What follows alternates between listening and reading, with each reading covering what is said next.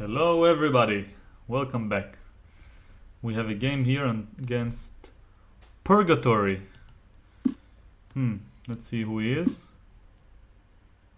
From Louisiana, USA, with no identity. Alright, d4 on the board. Let's play the Nimzo Indian. He's a bit low rated, so I hope I'll stop the bleeding on this game and start my takeoff to the 2500 realm. I've been more than 2700 once in the past and managed to even stabilize myself there, but yeah, I hope I'll go back to this rating sooner rather than later. What do we have? Let's play reverse Schlechter. I'll try to get it all. The exchange Slav. Very ambitious opening, reversed colored. Okay, took with the knight. Now we get the GRUENFELD with this move c3. So he get an extra tempo, but he used it to play c3. So if he plays c4, we'll get a proper GRUENFELD. But it didn't. Now I think I should be even better. Let's just go here and castles and then see what's happening. I don't know how he can develop his pieces. Maybe he wants bishop g5, so then I'll go bishop e6, rook c8 or rook e8, find a square for my queen, and I have this nice grip in the center. Normally c3 is not the best strategy against this center. Okay, can I go just bishop e6, knight g5 and bishop f5? Yes, this pawn. Okay, I'll try something nice. I'll play this move. Not the most typical move you see every day, but the point is bishop e6, and then if he takes on b7, I have knight a5, trapping the queen. Now I'll play my idea, but then he has knight g5, so maybe I'll put the bishop somewhere else. Let's say here. Now I'm also kind of threatening this move knight a5, and his queen doesn't have many squares. I don't think he's seen it. I can also start with b5, and then she really has no squares. Okay, let's calculate. Knight a5, queen a4, b5, queen h4, knight e4. She has to go to h5. Seems like I should be able to trap his queen somehow. Or, oh, knight g4 maybe. Queen h5, g6, and then the queen is almost trapped. She has to go to h3. I have knight e3 at the end. Okay, seems legit. I'm really hoping I don't miss anything serious, but it seems quite straightforward. So he goes to a4, b5, queen h4, and now my idea is knight g4.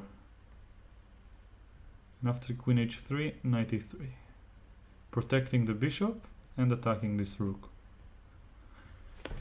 So I should gain some material from this forced sequence. Okay. Queen h4,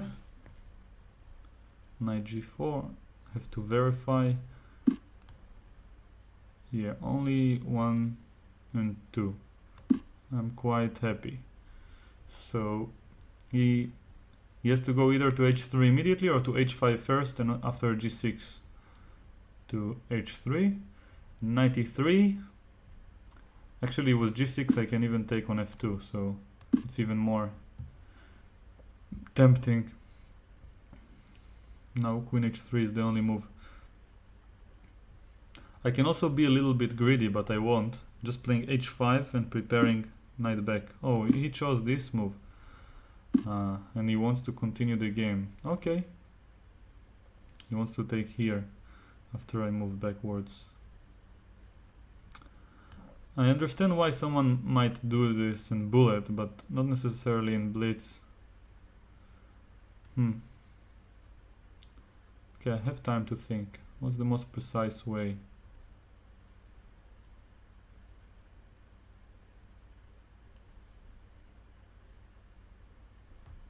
just go back and start exchanging pieces. For example, here, attacking his knight.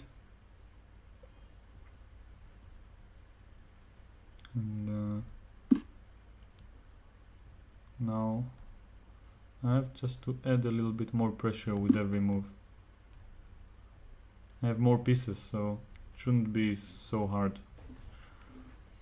I know many of you guys who watch are not grandmasters yet, and when you have a queen versus a piece like this, you might not be 100% sure how to win. So the key is just to ask yourself in every move, what does my opponent want? And then respond. And if he doesn't want anything, you just take one of the pieces that doesn't work. You ask yourself which piece doesn't work, bring it to the most active square, and that's it. So now, for example, I ask myself, what does he want? Nothing in particular. So I can take this pawn and I can also just bring another piece to the game. So far all my pieces are working, and with every move I'll try to either improve one of my pieces or respond to his threat. So right now he wants bishop d4. I guess it's not too annoying. I can afford to just play like this, improving my queen. And my idea is after bishop d4 to go rook takes e2. And for practical reasons I might like to sacrifice on e3 on the next move, just to simplify the position. I'm losing 1 point, yeah, from this exchange, but it makes my life a bit easier after knight e4. We have less chances for dynamic play, and my material advantage will easily, what's the word I'm looking for? Triumph? I don't know.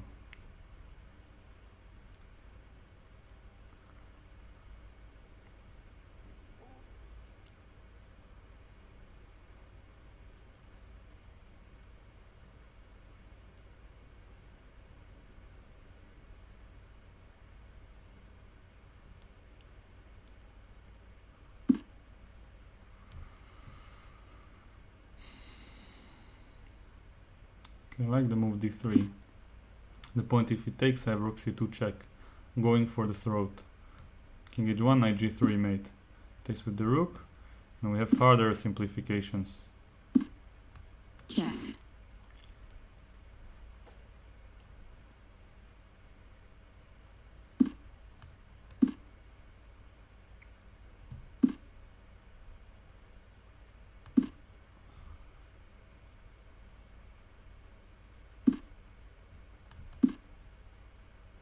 So use a rook for the queen, and my pieces are protected for the moment. No tricks in the horizon.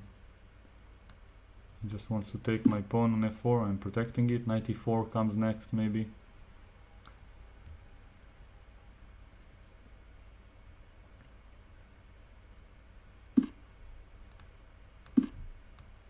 Simplifying is the easiest way to convert an advantage. Check. Check. Another check here and Check. here.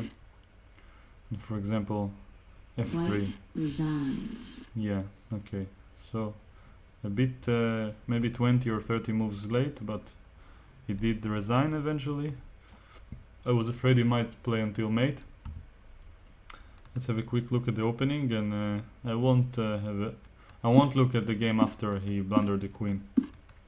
Okay, so this is more or less very logical. I'm attacking in the center because he played a move in the flank, and I'm trying to exploit it. And now he was a bit passive, and we got the reverse exchange Slav. He's a tempo up, but if he takes with the pawn bishop f5, I should be the one fighting for the advantage, because the g3 bishop g2 is not the most active way to develop in this structure. So knight takes, inviting him to play the reverse Grunfeld. Knight takes c6 is definitely the right way. Maybe even if he doesn't play c4 next, but knight f3, I don't know, doesn't feel right. h6 is one of the key ideas also, to avoid the bishop g5 and preparing bishop e6 without allowing knight g5, but I didn't feel it was necessary, because at all moments if he plays bishop g5, I'll just go bishop e6, and the moment he takes, I'll take back with the bishop and have the bishop pair.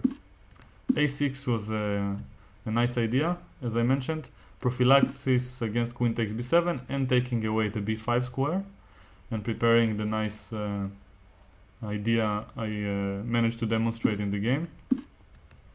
And yeah, after knight d2, that was probably the blunder of the game. I'm winning a lot of material, and here he should have played queen h3 and get 2 pieces, but it's still losing nevertheless. I would have taken here probably, and he can go here and lose the entire rook, but I'm assuming he would have gone here and taken, and of course black should be winning quite easily.